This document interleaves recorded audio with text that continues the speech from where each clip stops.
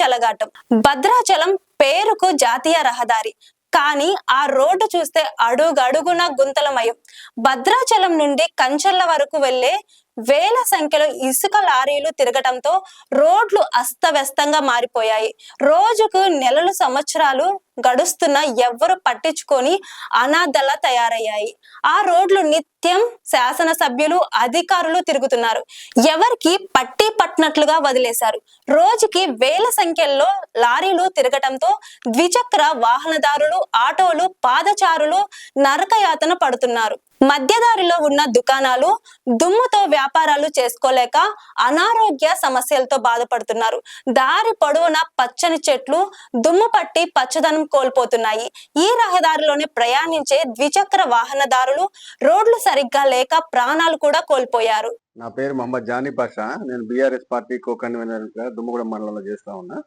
ఈరోజు భద్రాచలం నుంచి వెంకటాపురం వరకు ఈ ప్రధాన రహదారి దుమ్మగూడెం మండలం మీదుగా పోతా ఉంటది. మా దగ్గర పర్ణశాలలో అతి సుప్రసిద్ధ పుణ్యక్షేత్రం ఉంది.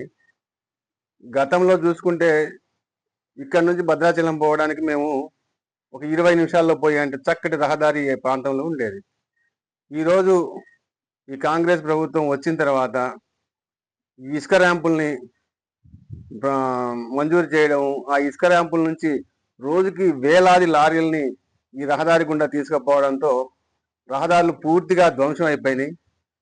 వీళ్ళు ఎప్పుడు మేము రోడ్లు ఎక్కి ధర్నాలు చేస్తే ఏదో అక్కడక్కడ గోతులు నింపడం, దాంతో బాగా దుమ్ము లేచిపోయి ప్రజలకి ఆరోగ్యం చెడిపోతా ఉంది. ఒక పక్క వాహనదారులు ప్రమాదాలకు గురవుతా ఉన్నారు, యాక్సిడెంట్లు అవుతా ఉన్నాయి, అనేక మంది చచ్చిపోతా ఉన్నారు, కాళ్ళు ఇరుగుతా ఉన్నాయి, చేతులు ఇరుగుతా ఉన్నాయి, అనేక ఇబ్బందులు పడతా ఉన్నారు.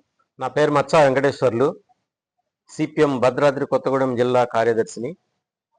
ఈరోజు నేను మాట్లాడే ప్రధాన అంశము భద్రాచలం టు వెంకటాపురం ప్రధాన రహదారి సమస్యకి సంబంధించిన విషయం. గత 2 సంవత్సరాలుగా భద్రాచలం టు వెంకటాపురం వెళ్ళే ప్రధాన రహదారి అనేక గోతులు, అట్లాగనే పూర్తిగా చెడిపోయి డాంబర్ రోడ్ అంతా కూడా కొట్టకపోయి ప్రజలు నానా ఇబ్బందులు పడుతున్నటువంటి పరిస్థితిని ఇవాళ మనం చూస్తున్నాం. ఈ సందర్భంగా సిపిఎం పార్టీగా నియోజకవర్గం మొత్తం మీద అనేక యాక్టివిటీస్ చేయటం జరిగింది. వెంకటాపురంలో బంద్ జరిగింది, చర్లలో రాస్తారోకో జరిగింది, దుమ్మగూడెం మండల కేంద్రం లక్ష్మీనగరంలో మెగా రాస్తారోకో జరిగింది, పాదయాత్ర జరిగింది. అయినా సరే ప్రభుత్వం దీన్ని పట్టించుకోవడం లేదు. దీనికి 2 కారణాలు. ఒకటి, భద్రాచలం పట్ల ఉన్న నిర్లక్ష్య వైఖరి ఒకటి. రెండోది, ఇసుక లారీల వల్ల ప్రధానంగా ఈ రోడ్డు డ్యామేజీ అవుతా ఉంది.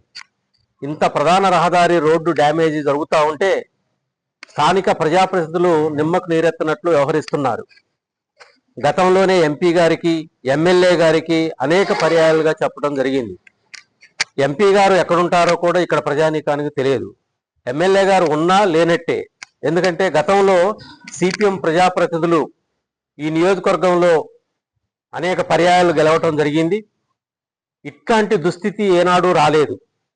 అంతర్గత రోడ్ల విషయంలో కూడా ఎల్డబ్ల్యూ లాంటి ఫండ్స్ తీసుకొచ్చి, నక్సల్స్ ప్రభావిత ప్రాంతాల అభివృద్ధి నిధులు తీసుకొచ్చి, ఏ ప్రభుత్వం అధికారంలో ఉన్నా సరే రాయబారాలు చేసి, పాలక మండలి లాంటి సమావేశాలు ఐటీడీఏ ముందు జరిగిన, కలెక్టర్ ఆఫీస్ ముందు పాలక మండలి మీటింగులు జరిగిన, లోన ప్రజాప్రతినిధులు, బయట సిపిఎం పార్టీ అనేక ప్రజా ఉద్యమాలు చేసి నిధులు సాధించి ఆ రకంగా రోడ్లు, తర్వాత మంచినీళ్లు, కరెంటు, ఇట్లాంటి అనేక ప్రజా సమస్యలపైన అభివృద్ధికి సంబంధించి కృషి చేయడం జరిగింది.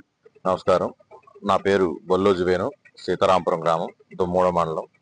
నేను సిపిఐ పార్టీ కార్యదర్శిగా పనిచేస్తా ఉన్నా. గత 2 సంవత్సరాల నుంచి భద్రాచలం నుంచి చర్ల వైపు ఉన్న రహదారి విపరీతమైన గుంటలు పడిపోయింది. పలుమార్లు ఉన్నతాధికారులకి ఎంతమందికి ఎన్ని విన్నపాలు చేసి రోడ్లెక్కి ధర్నాలు చేసినా కానీ పట్టించుకోకుండా ప్రభుత్వం మీనమేషాలు లెక్క పెడతా ఉంది. మొన్న జరిగిన శ్రీరామనవమికి కూడా పర్ణశాల భక్తులు చాలా ఇబ్బంది పడ్డారు. అట్లాగే అధికంగా ఇసుక లారీలు తిరుగుతూ రోడ్లన్నింటినీ పూర్తి స్థాయిలో ధ్వంసం చేసేసాయి. ఇక్కడ నుంచి భద్రాచలం వెళ్ళాలంటే ప్రాణాలు అరిచేతిలో పెట్టుకొని వెళ్లాల్సిన పరిస్థితి ఉంది. ఎన్నిసార్లు చెప్పినా కానీ ప్రభుత్వం పట్టించుకోవట్లేదు. ఒక గర్భిణీ స్త్రీ కూడా భద్రాచలం వెళ్ళాలంటే మధ్యలో ఏం జరుగుతుందో తెలవని పరిస్థితి, అంబులెన్స్ వెళ్ళని పరిస్థితి. ఒక ఆటో డ్రైవర్ కానీ, బస్సు డ్రైవర్, బస్సులు అంటే కొంచెం ఎంతో కొంత పర్లేదు కానీ బైకుల మీద వెళ్ళే వాళ్ళు తీవ్ర ఇబ్బందులు పడతా ఉన్నారు. దుమ్ము ధూళితోటి కళ్ళు పోతా ఉన్నాయి, కనపడకపోయి గోతులలో పడి బళ్ళు పాడై యాక్సిడెంట్లు అయి ప్రాణాలు కోల్పోయి వాళ్ళే జీవనాధారంగా ఉన్న తల్లిదండ్రులు చాలా ఇబ్బంది పడతా ఉన్నారు. లైక్ చేయండి, షేర్ చేయండి, సబ్స్క్రైబ్ చేయండి. మరిన్ని వీడియోల కోసం బెల్ సింబల్ పై క్లిక్ చేయండి.